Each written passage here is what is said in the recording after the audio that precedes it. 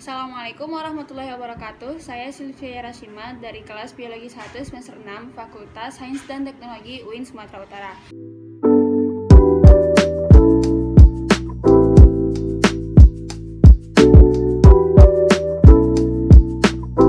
Video ini saya akan menjelaskan materi mengenai sistem peredaran darah pada manusia. Nah, di sini saya akan membahas mengenai komponen dari sistem peredaran darah yang terdiri dari darah, jantung, dan pembuluh darah. Kemudian saya juga akan membahas mengenai mekanisme kerja dari sistem peredaran darah. Dan terakhir saya akan mengulas sedikit mengenai gangguan yang terjadi pada sistem peredaran darah manusia. Nah, sebelum saya masuk ke dalam pembahasan mengenai komponen darah, saya akan sedikit menjelaskan apa sih itu sistem peredaran darah. Sistem peredaran darah atau sistem kardiovaskular atau juga yang disebut dengan sistem sirkulasi merupakan suatu sistem organ yang mengangkut, memindahkan, dan mendistribusikan zat-zat yang diperlukan oleh tubuh seperti nutrisi dan oksigen yang dipompa oleh jantung. Nah, sistem sirkulasi itu dibangun oleh 3 komponen utama yang telah saya sebutkan sebelumnya. Yang pertama ada darah yang berfungsi sebagai media transportasi bagi zat-zat yang diperlukan oleh tubuh. Yang kedua, ada pembuluh darah yang berfungsi sebagai saluran untuk mendistribusikan zat-zat yang diperlukan oleh tubuh. Yang ketiga, ada jantung yang berfungsi sebagai alat pompa darah agar dapat mencapai ke seluruh jaringan tubuh. Sistem sirkulasi memiliki banyak fungsi penting, antara lain mengeluarkan sisa proses metabolisme dari tubuh, kemudian menyalurkan hormon ke organ-organ tubuh yang membutuhkan, menjaga stabilisasi suhu dan pH, mempertahankan kinerja sistem organ dalam tubuh, dan membantu tubuh untuk pulih dari penyakit. Baiklah, kita masuk ke komponen sistem peredaran darah yang pertama, yaitu darah. Darah merupakan media transportasi utama yang mengangkut gas, nutrisi, dan produk limbah yang ada di dalam tubuh manusia. Nah, gas yang diangkut oleh darah ini ialah O2 dan CO2. O2 diangkut oleh darah dari paru-paru untuk didistribusikan ke seluruh sel yang ada dalam tubuh. Sedangkan CO2 diangkut oleh darah dari sel-sel yang ada dalam tubuh sebagai hasil dari proses metabolisme, kemudian akan dibuang oleh paru-paru dalam proses respirasi. Selain mengangkut O2 dan CO2, darah juga mengangkut zat-zat lain. Yang pertama, ada produk limbah seperti kelebihan gas nitrogen yang nantinya akan dibawa oleh darah ke ginjal untuk diekspresikan. Kemudian, darah juga mengangkut zat nutrisi dari saluran pencernaan untuk didistribusikan ke seluruh sel yang ada dalam tubuh. Selain itu, hormon yang dihasilkan oleh kelenjar endokrin juga diangkut oleh darah untuk diangkut ke organ tubuh tertentu. Tidak hanya sebagai media transportasi bagi zat-zat yang ada dalam tubuh, darah juga berperan dalam menjaga pertahanan tubuh dari invasi patogen dan menjaga tubuh dari kehilangan darah, serta memiliki fungsi regulasi dan memainkan peran penting dalam homeostasis. Nah, apa aja sih komponen penyusun darah?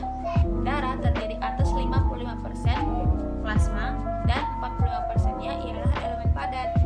Nah, pada elemen padat terdapat bavikot dan eritrosit. Bavikot itu dia di dalamnya terdiri atas leukosit dan trombosit. Nah, mari kita bahas satu-satu ya. Plasma darah merupakan cairan berwarna kuning pucat yang volumenya itu sekitar 55% dari volume total darah. Nah, plasma darah ini berfungsi sebagai media transportasi bagi trombosit dan sel darah. Terdapat beberapa komposisi yang menyusun plasma darah.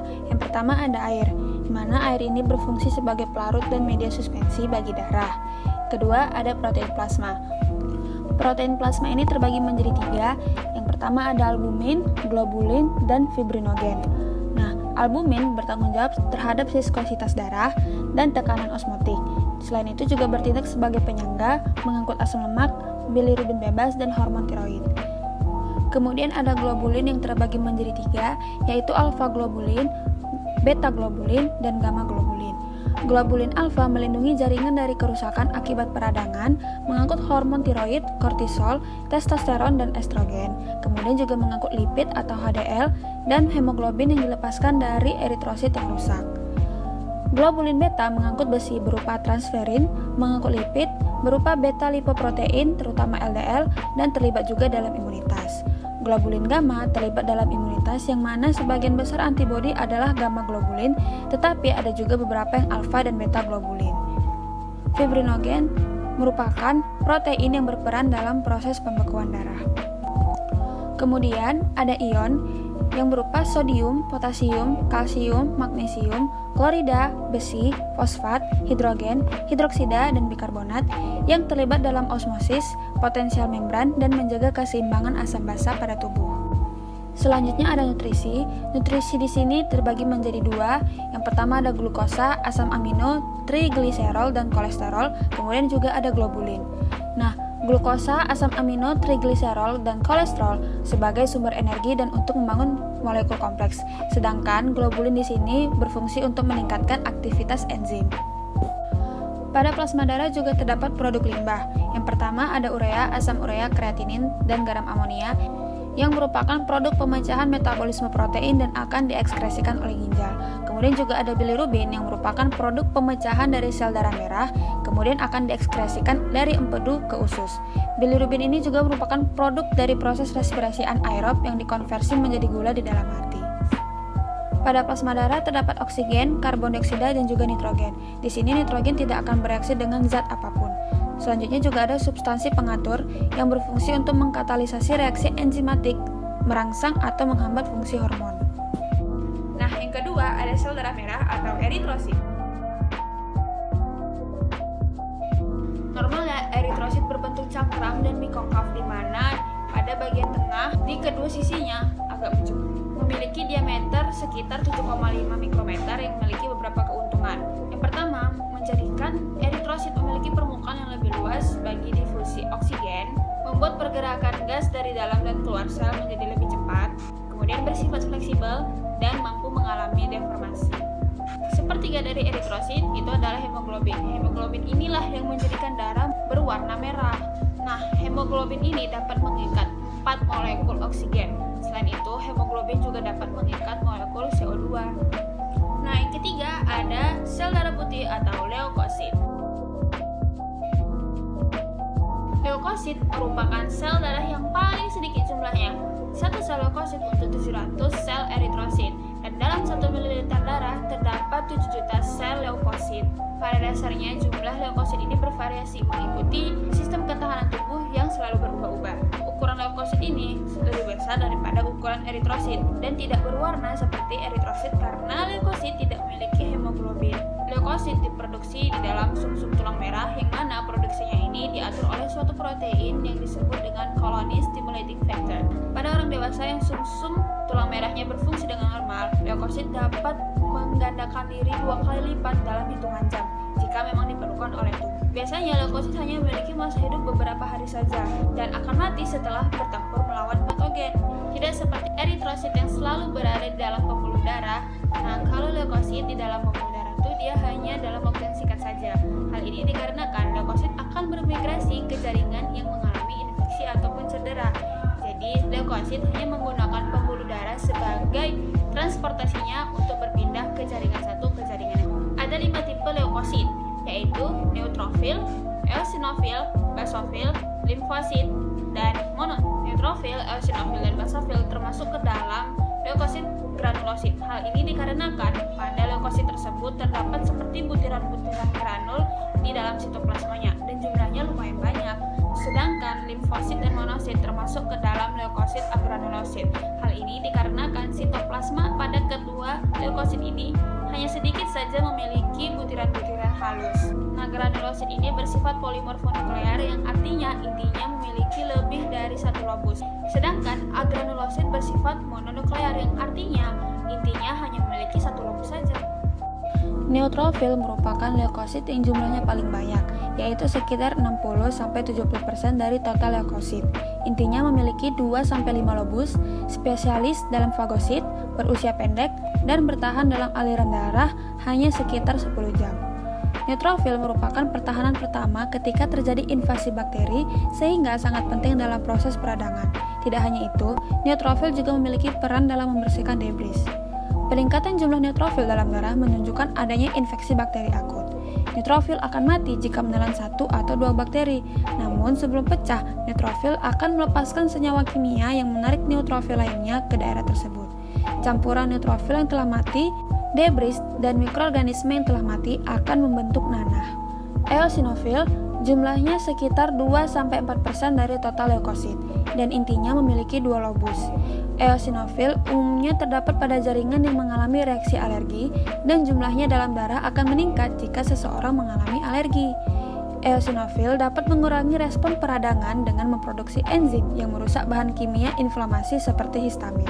Hal ini akan mengontrol penyebaran peradangan ke jaringan sekitar. Basofil merupakan leukosit yang jumlahnya paling sedikit, yaitu sekitar 0,5-1% dari total leukosit. Intinya memiliki 2 lobus dan berbentuk seperti huruf U. Ukurannya juga lebih kecil dari neutrofil dan eosinofil, dan memiliki butiran-butiran sitoplasma yang berukuran besar dan mengandung histamin dan heparin. Histamin berfungsi untuk melebarkan pembuluh darah, sedangkan heparin berfungsi untuk mencegah pembekuan darah. Basofil dirangsang untuk melepaskan kedua bahan kimia ini ke dalam cairan interstisial untuk meningkatkan peradangan lokal yang diprakarsai oleh sel mast. Basofil akan melepaskan bahan kimia lain untuk menarik eosinofil dan basofil yang lainnya untuk datang ke area luka. Limfosit. Jumlah limfosit sekitar 20-25% dari total leukosit, merupakan leukosit terkecil dengan ukurannya yang sedikit lebih besar daripada eritrosit. Intinya besar sehingga sitoplasmanya tipis. Walaupun berasal dari sumsum tulang belakang, namun limfosit akan bermigrasi ke jaringan limfatik melalui darah, di mana di jaringan ini limfosit dapat berkembang biak dan menghasilkan lebih banyak limfosit lainnya. Terdapat 2 jenis limfosit. Yang pertama ada limfosit T yang langsung menyerang dan menghancurkan patogen dan terlibat dalam perusakan sel-sel tumor dan penolakan jaringan cangkok. Yang kedua ada limfosit B yang menghasilkan antibodi untuk menyerang bakteri. Tipe leukosit yang terakhir adalah monosit, yang mana jumlahnya sekitar 3-8% dari total leukosit, merupakan leukosit terbesar dengan ukurannya yang 2 atau 3 kali diameter eritrosit.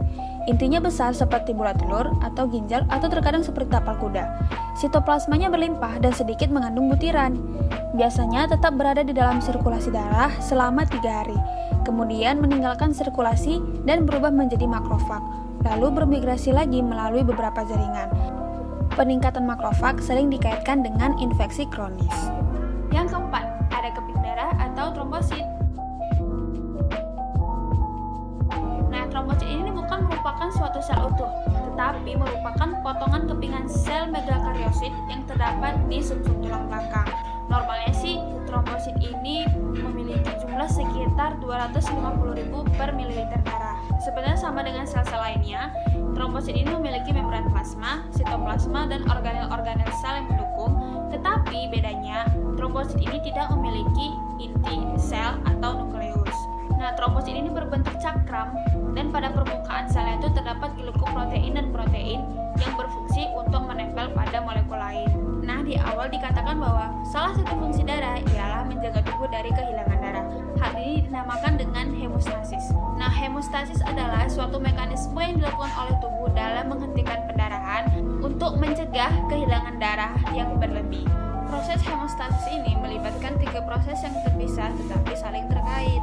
Nah, proses yang pertama ialah penyempitan pembuluh darah yang dihasilkan oleh kontraksi otot polos.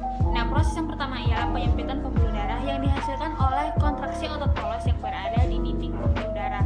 Nah, peristiwa ini membatasi kehilangan darah pada pembuluh darah yang rusak, sehingga pembuluh darah yang kecil dapat menghentikan aliran darahnya. Proses yang kedua ialah pembentukan sumber trombosit. Ketika ada pembuluh darah yang rusak, maka trombosit yang terdapat di dalam aliran darah akan tertarik ke daerah tersebut, kemudian akan menempel ke jaringan ikat yang bermuatan negatif dan juga akan menempel dengan trombosit yang lain, sehingga akan membentuk suatu sumbat. Nah, sumbatan ini akan mengurangi dan menghentikan pendarahan kecil yang terjadi di daerah tersebut.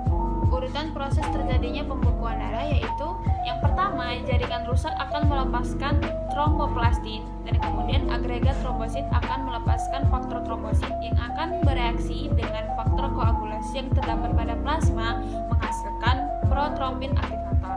Kemudian protrombin aktivator dengan bantuan ion kalsium akan merangsang konversi protrombin menjadi trombin. Selanjutnya, trombin juga dengan bantuan ion kalsium akan merubah fibrinogren menjadi fibrin yang merupakan benang-benang halus yang tidak larut. Nantinya, benang-benang fibrin ini akan membentuk suatu anyaman yang menjebak sel darah untuk menempel pada jaringan yang rusak dan membentuk trombus atau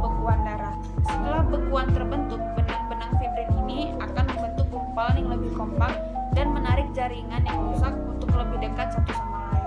Nah, selanjutnya fibroblast bermigrasi ke gumpalan tersebut dan membentuk jaringan ikat fibrosa yang memperbaiki daerah yang rusak. Proses pembekuan darah banyak melibatkan faktor pembekuan darah yang disebut dengan faktor koagulasi. Ada 12 faktor koagulasi, yaitu faktor 1 yaitu fibrinogen, faktor 2 yaitu protrombin, faktor 3 yaitu trombokinase, faktor 4 yaitu kalsium, faktor 5 proakselerin, faktor 7 prokonvertin, faktor 8 plasmokinin, faktor 9 protromboplastin beta, faktor 10 protrombinase, faktor 11 faktor PTA, faktor 12 faktor Hageman, faktor 13 fibrinase. Darah dikelompokkan berdasarkan ada atau tidak adanya zat antigen yang terdapat pada membran sel eritrosit. Hal ini disebabkan karena adanya perbedaan jenis karbohidrat dan protein yang terdapat pada permukaan membran sel eritrosit. Secara umum, darah dikelompokkan menjadi dua, yaitu penggolongan darah sistem ABO dan penggolongan darah sistem resus. Nah, pada sistem ABO, penggolongan itu didasarkan pada ada atau tidak adanya zat antigen pada membran sel eritrosit, yaitu antigen A dan antigen B. Nah, pada sistem ABO, penggolongan darahnya ini berdasarkan ada atau tidak adanya zat antigen pada membran sel eritrosit, yaitu antigen A dan antigen B. Pada sistem ABO ini, darah dikelompokkan menjadi 4, yaitu golongan darah A, golongan darah B, golongan darah AB, dan golongan darah O. Golongan darah A memiliki antigen A di eritrositnya dan memiliki antibodi A di dalam plasmanya. Golongan darah B memiliki antigen B di eritrositnya dan memiliki antibodi B di dalam plasmanya. Golongan darah AB memiliki antigen A dan B di eritrositnya tetapi tidak memiliki antibodi pada plasmanya. Kebalikan dari golongan darah AB, golongan darah O tidak memiliki antigen pada eritrosit tetapi memiliki antibodi A dan B pada plasmanya. Golongan darah A jika ditetesi serum anti A akan mengalami aglutinasi, tetapi jika ditetesi serum anti B tidak akan mengalami aglutinasi. Sebaliknya, pada golongan darah B, jika ditetesi dengan serum anti A tidak akan mengalami aglutinasi. Tetapi jika ditetesi serum anti B akan mengalami aglutinasi. Sedangkan pada golongan darah AB akan mengalami aglutinasi jika diteteskan serum anti A maupun serum anti B. Golongan darah O tidak akan mengalami aglutinasi jika ditetesi serum anti A maupun serum anti B. Golongan darah A hanya dapat mendonorkan darah ke golongan darah A juga, tetapi dapat menerima donor darah dari golongan darah A dan O. Begitu juga dengan golongan darah B yang dapat mendonorkan darah ke golongan darah B saja, tetapi dapat menerima darah dari golongan darah B dan O. Sedangkan pada golongan darah AB hanya dapat mendonorkan darah ke golongan darah AB saja, tetapi dapat menerima donor dari semua golongan darah. Sebaliknya, pada golongan darah O hanya dapat menerima donor dari golongan darah O saja, tetapi dapat mendonorkan ke semua golongan darah. Pada sistem resus, penggolongannya itu didasarkan pada ada atau tidak adanya antigen RH pada darah seseorang. Orang yang memiliki antigen RH dianggap memiliki RH positif, sedangkan orang yang tidak memiliki antigen RH dianggap sebagai RH negatif. Orang yang memiliki RH negatif, tubuhnya tidak akan memproduksi antibodi anti-RH kecuali diberikan antigen RH. Oleh karena itu, individu dengan RH negatif hanya dapat mendonorkan darahnya ke individu dengan RH negatif. Begitu juga dengan individu dengan RH positif yang hanya dapat mendonorkan darahnya ke individu yang memiliki RH positif. Jika individu dengan RH negatif diberi donor oleh individu dengan RH positif, maka akan merangsang pembentukan antibodi anti-RH pada darahnya. Namun, tidak akan terjadi reaksi pada transfusi pertama karena tubuh memerlukan waktu untuk membentuk antibodi anti-RH. Tetapi, jika dilakukan transfusi kedua kali, maka antibodi yang terdapat pada plasma darah resipien akan bereaksi dengan antigen yang terdapat pada darah pendonor sehingga menyebabkan kematian. Baiklah, selesai penjelasan mengenai darah. Saya akan melanjutkan penjelasan ke komponen sistem peredaran darah yang selanjutnya, yaitu jantung. Jantung merupakan organ vital yang berfungsi untuk memompa dan menerima darah dari seluruh tubuh. Ukuran jantung bervariasi sesuai dengan ukuran tubuh seseorang. Bagian atas jantung lebih luas dibandingkan bagian bawahnya. Bagian ujung bawah jantung mengerucut dan berada tepat di atas otot diafragma. Jantung terletak di dalam rongga dada, tepatnya di bagian mediastinum, di antara paru-paru dan di balik stern. Jantung merupakan sebuah pompa otot yang berdenyut 72 kali dalam 1 menit. Bagian kanan jantung berperan dalam sirkulasi pulmonal, sedangkan bagian kiri jantung berperan dalam sirkulasi sistemik. Dinding jantung terdiri atas 3 lapisan, yaitu epikardium, miokardium, dan endokardium. Epikardium merupakan lapisan membran serosa yang terdapat pada permukaan jantung dan tersusun atas epitel squamosa sederhana. Di beberapa tempat mengalami penebalan oleh lapisan jaringan adiposa. Nah, di bagian ini terdapat cabang-cabang terbesar dari pembuluh darah koron.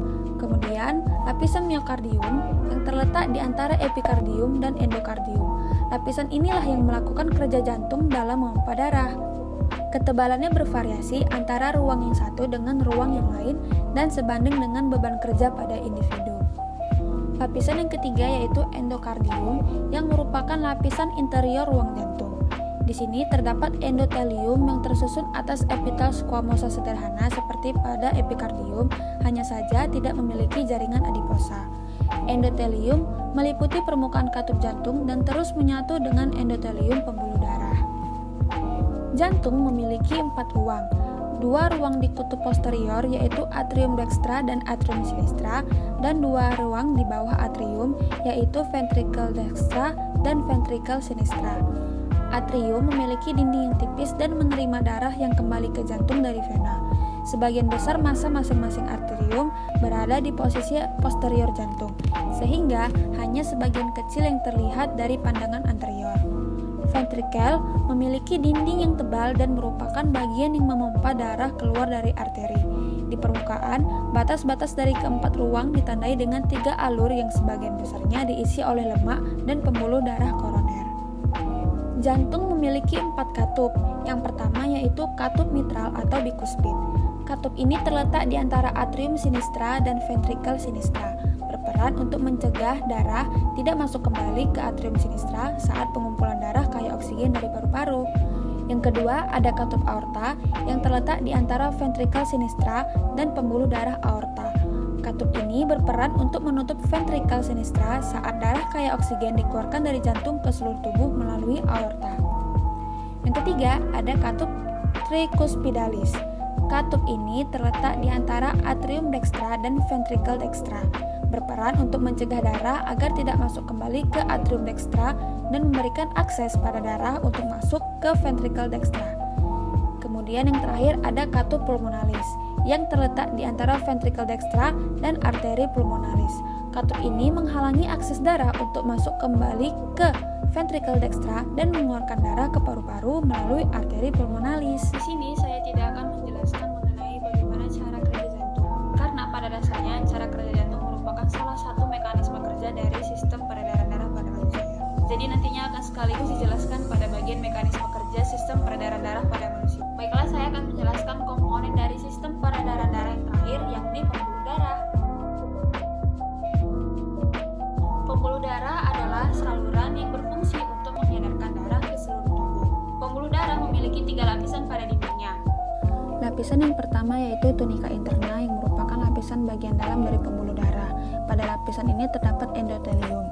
Lapisan yang kedua yaitu tunika media yang merupakan lapisan tengah yang paling tebal. Lapisan ketiga ialah tunika eksterna yang merupakan lapisan terluar.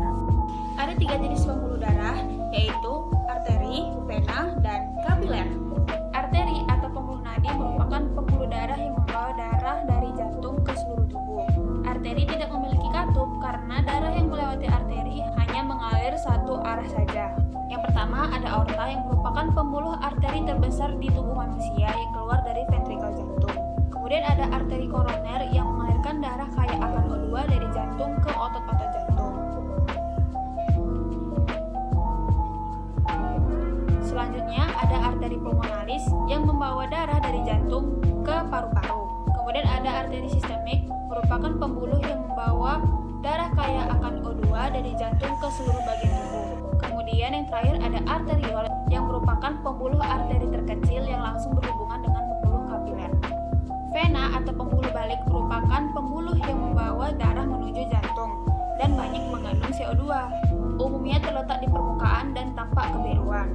Dinding pembuluhnya tipis dan tidak elastis. Apabila vena terluka, darah tidak akan memancar, melainkan akan merembes. Vena mempunyai katup sepanjang pembuluhnya yang berfungsi agar darah tetap mengalir satu arah menuju jantung walaupun melawan gravitasi.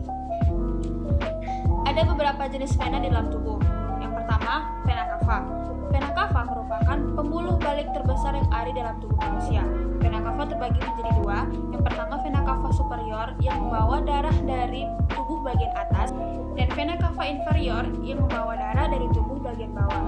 Yang kedua, ada vena pulmonalis yang membawa darah dari paru-paru menuju jantung. Ketiga, ada vena sistemik yang membawa darah dari seluruh tubuh yang kaya akan CO2 menuju jantung. Yang keempat, venula merupakan pembuluh balik terkecil yang ada di tubuh manusia. Kelima, ialah vena cutanea, merupakan vena yang paling dekat dengan permukaan kulit manusia.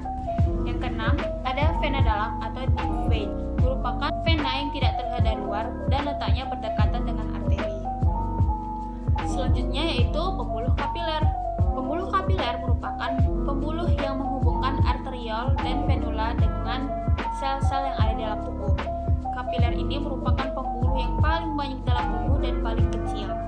Pembuluh kapiler sangat halus dan sangat tipis sehingga eritrosit hanya bisa melewatinya dalam satu sel tunggal. Dindingnya hanya terdiri dari endotelium yang memungkinkan darah untuk bertukar zat dengan sel-sel yang ada di dalam tubuh. Kapiler sangat melimpah di jaringan yang aktif, di mana hampir setiap sel selalu berdekatan dengan kapiler, tetapi pembuluh ini tidak melimpah di jaringan ikat. Pembahasan mengenai darah dan pembuluh darah selalu dikaitkan dengan tekanan darah. Tekanan darah merujuk kepada tekanan yang dialami darah pada arteri ketika darah dipompa oleh jantung ke seluruh tubuh. Tekanan darah biasanya diukur dengan ukuran 120/80 mmHg. Angka 120 menunjukkan tekanan ke atas arteri akibat denyutan jantung yang disebut juga dengan tekanan sistol. Sedangkan angka 80 menunjukkan tekanan saat jantung sedang relaksasi di antara pemompaan atau disebut juga dengan tekanan diastol. Tekanan darah dalam kehidupan seseorang bervariasi secara alami. Biasanya tekanan darah pada bayi dan anak-anak lebih rendah daripada tekanan darah pada orang dewasa. Saat yang paling baik untuk mengukur tekanan darah ialah ketika saat kita sedang beristirahat dalam keadaan duduk ataupun berbaring. Tekanan darah juga dipengaruhi oleh aktivitas fisik. Semakin tinggi aktivitas yang kita lakukan, maka akan semakin tinggi juga tekanan darah kita. Nah, tekanan darah kita akan lebih rendah ketika kita sedang beristirahat. Tekanan darah dalam satu hari juga berbeda-beda. Tekanan darah kita paling tinggi ketika di pagi hari dan paling rendah ketika kita tidur di malam hari. Nah, selesai sudah penjelasan mengenai komponen dari sistem peredaran darah. Selanjutnya, saya akan menjelaskan mengenai mekanisme kerja sistem peredaran darah pada manusia. Nah, sistem peredaran darah pada manusia terbagi menjadi tiga. Yang pertama, sirkulasi pulmoner, kemudian sirkulasi sistemik, dan yang terakhir, sirkulasi koroner. Sirkulasi pulmonal dimulai ketika darah yang kaya akan CO2 dari seluruh tubuh masuk ke atrium dextra melalui vena cava superior dan vena cava inferior. Selanjutnya, darah yang berada di atrium dextra akan masuk ke dalam ventricle dextra, kemudian akan meninggalkan jantung menuju paru-paru melalui arteri pulmonalis. Di dalam paru, darah akan mengalir ke dalam kapiler paru dan kemudian akan mengalami pertukaran zat, sehingga di sini akan menghasilkan darah yang kaya akan O2. Kemudian, darah yang kaya akan O2 ini akan dialirkan melalui vena pulmonalis menuju ke atrium sinistra, kemudian juga akan masuk ke dalam ventricle sinistra. Selanjutnya, darah yang ada di ventricle sinistra akan masuk ke aorta untuk disalurkan ke seluruh tubuh. Sirkulasi ini dimulai ketika darah yang kaya oksigen dipompa keluar dari atrium sinistra menuju ke aorta untuk disalurkan ke seluruh tubuh. Sirkulasi sistemik dimulai ketika darah yang kaya akan O2 dipompa keluar dari ventricle sinistra menuju ke aorta. Selanjutnya, darah ini akan mengalir ke seluruh tubuh melalui arteri-arteri hingga mencapai kapiler. Kemudian, pembuluh kapiler akan melakukan gerakan kontraksi dan relaksasi secara bergantian sehingga darah dapat mengalir. Arteriol yang membawa darah kaya akan O2 dan venula yang membawa darah kaya akan CO2 akan membentuk hubungan yang berbentuk seperti anyaman yang disebut dengan capillary band. Darah dari arteriol mengalir ke venula, kemudian akan sampai kepada vena cava superior dan vena cava inferior yang nantinya akan kembali ke atrium dextra. Darah dari atrium dextra selanjutnya akan memasuki ventricle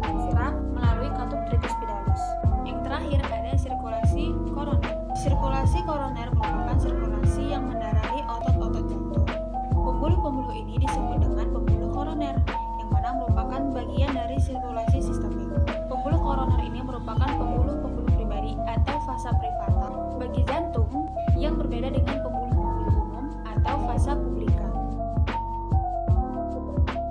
Sebenarnya ada banyak gangguan yang menyerang sistem peredaran darah pada manusia. Tapi di video ini saya hanya akan mengulas 4 gangguan yang biasa terjadi pada sistem peredaran darah manusia. Yang pertama ada thalassemia. Penyakit ini merupakan penyakit turunan di mana hemoglobin dan ukuran eritrosit penderita jauh di bawah angka normal. Kasus ringannya dapat menyebabkan anemia, tapi anak penderita thalassemia harus merasakan transfusi darah seumur hidupnya. Yang kedua ada jantung bocor. Jantung bocor ini merupakan keadaan di mana adanya celah di antara atrium dextra dan atrium sinistra. Hal ini dikarenakan tidak sempurnanya pembentukan lapisan yang memisahkan kedua ruangan jantung ini pada saat penderita masih berada di dalam kandungan.